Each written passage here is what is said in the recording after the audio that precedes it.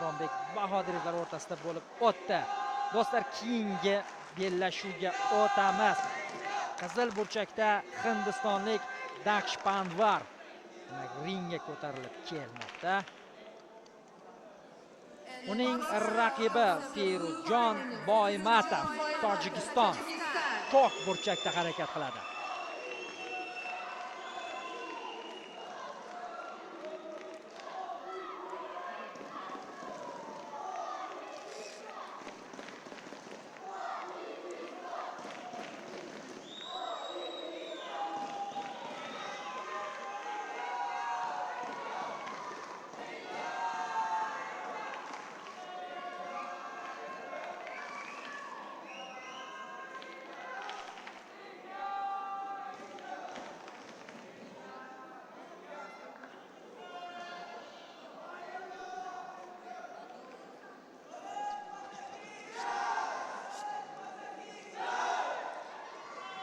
Amizning 21 davlatidan tashrif buyurgan 500 nafardan ziyod sportchilar shu 15 yoshgacha va 17 yoshgacha bo'lgan kichik o'smirlar va o'smirlar o'rtasidagi Osiyo chempionati bahslarida ishtirok etmoqda. Saralash bellashuvlari, birinchi kungi bahslar, kechki dastur va 48 kilogramgacha vazn toifasi bilan davom etyapmiz. 17 yoshgacha bo'lgan o'smir yigitlar Daksh Panvar, Feruzjon Boymatov, Hindiston, Tojikiston. Referi ruxsat berdi. Tojikistonlik sportchi hujum bilan boshladi. Oldinga chiqib ikkilik zarbasi. Uppercut manziliga yetib bormagan bo'lsa-da, muxlislarning e'tiborini tortdi mana shu harakatlar. Chap qo'lda yakkalik zarbalari bilan hozir himoyani yorib o'tishga harakat qildi. Anchagina tez harakat qilyapti tojikistonlik sportchi. Mana bu chap qo'l zarbasi ovozini ham eshitdi arenadagi muxlislar. Feruzjon Boymatov anchagina tez harakat qila olishini ko'rsatib berdi raqibiga ham. Daksh Panvar bor e'tiborini himoyaga qaratayotganligini ko'rib turibsiz. Ekkan qo'llarini baland ko'targan. Zarbalari hozircha raqibining himoyasiga yetib boryapti. Lekin ikki marotaba ketma-ket Daksh Panvar kutib oldi. Aniq zarba jag' qismiga yo'llangan. Har tomonidan hisobga olinadi bu zarbalar, albatta unchalik kuchli bo'lmasa ham.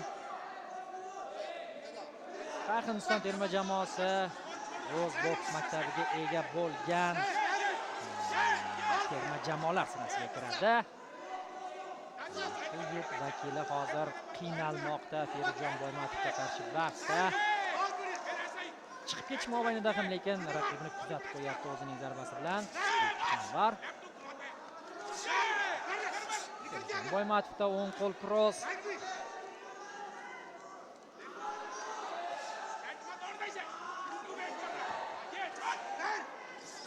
Yon tomonlama chap qo'lda bu safar Feruzjon.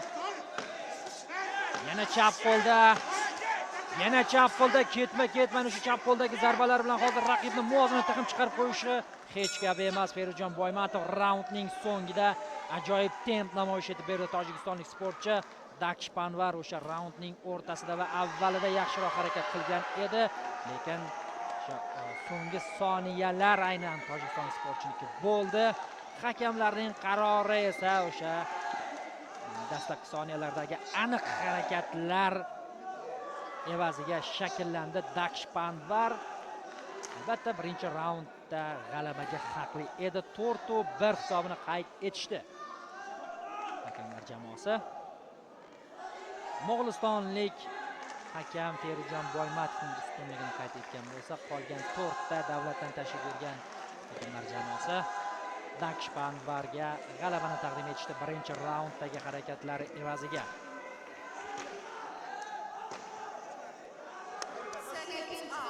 Tezlik bor, temp yuqori, lekin aniq harakatlarda Feruzjon Boymatov raqibiga qaraganda yomonroq natija qayd etdi. Xuddi shunday faol tarzda boshladi Feruzjon bu safar ham. Chap qo'ldagi zarba aniq bo'ldi. shunday taassurot qoldiryaptiki hozir Feruzjon Boymatovning hujumdagi harakatlari xuddi zarba yo'llashga urinayotgan jarayonda u o'zini yumib olib harakat qilayotgandek. Negaki uning aksar zarbalari 70-80% zarbalari aniq manziliga yetib bormayapti.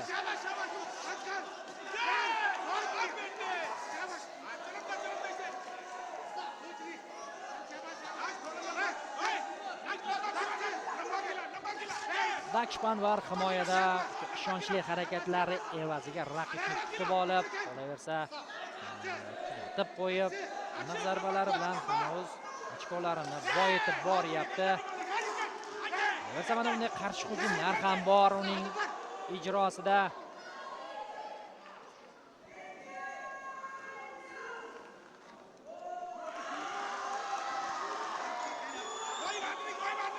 Hindistonlik sportchidan ball olib tashlamoqda referi. Ochiq jangga kirishib ketdi yana bir marotaba Feruzjon Boymatov. Dakshpanvar himoyada harakat qilishga majbur bo'lmoqda. Tanaga zarbalar Feruzjon. Qavatlarni o'zgartirishga harakat qilgan edi-yu, lekin Dakshpanvar favqulodda hujumga o'tib ketdi. Bosimni davom ettiryapti. Ikkilik zarbalari aniq. Ikkala sportchi ham ochiq jangga kirib ketdi. Zarbalar almashinuvi tinmasdan harakat qilayotganligini ko'ryapmiz har ikkala bokschining ham.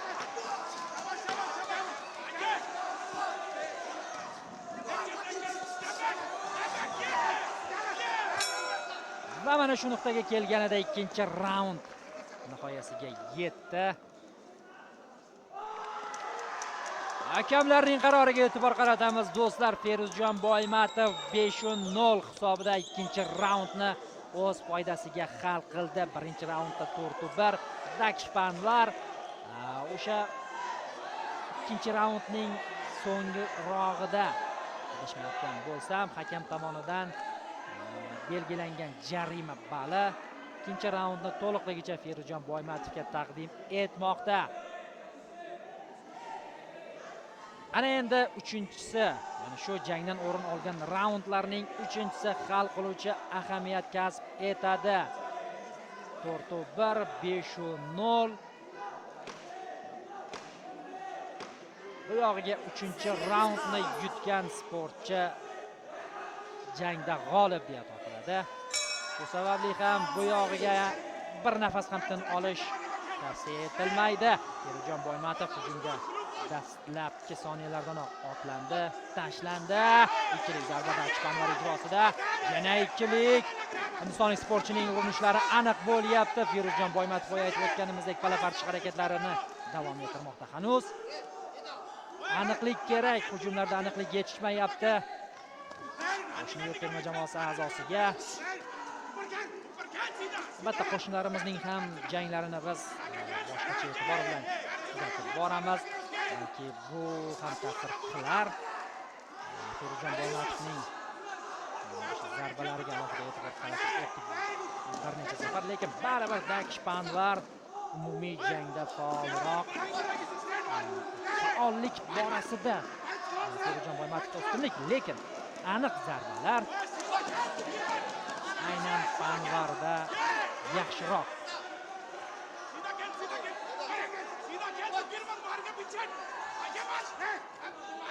Vaqt oz qolyapti. Feruzjon Boymatov bunga tashlangan aniq zarbalar yana Dakshpanvar ijrosida to'xtab qoldi negadir va mana shu to'xtab qolish jarayonida chap qo'l zarba qabul qilib oldi. Klinch ekan to'xtatdi. Davom ettirsa bo'ladi. Referiga murojaat qilgan edi hozir Dakshpanvar. Mana shunday vaziyatda referi hisobni ochdi. Barchasi joyiga davom ettirsa bo'ladi. Past qismga zarba qabul qilib olganligini aytib o'tgan edi sportchi, lekin hakam buni ular chalg'imaymiz. Feruzjon Boymatov tanaga ishladi bu safar tojikistonlik bokschi.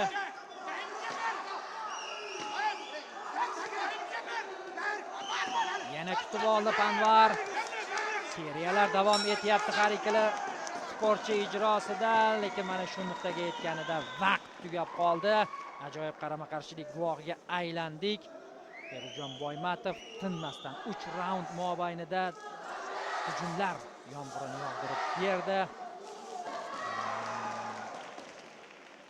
Kardio taraflama judayam kuchli ekanligini ko'rsatib berdi Boymatov. Lekin Dakshpanvar anchagina xotirjam. Taktik kurash olib bordi. Raqibni asosan kutib oldi himoyada. Qarshi hujumlarda ham yaxshiroq harakat qildi. Hakamlarning qarori teng kurashlar ostida kechgan bu qarama-qarshilikda demak g'olib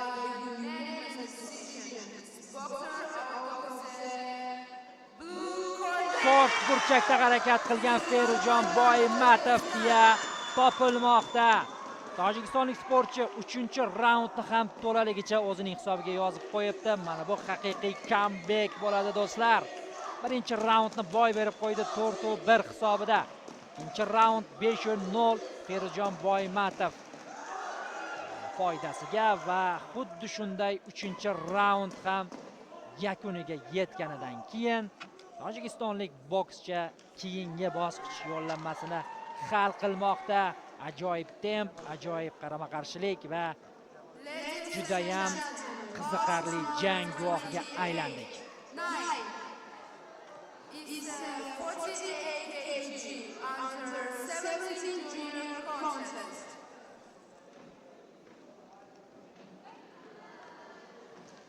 Your referee of this bout, Ivan Votuch, Croatia. Your official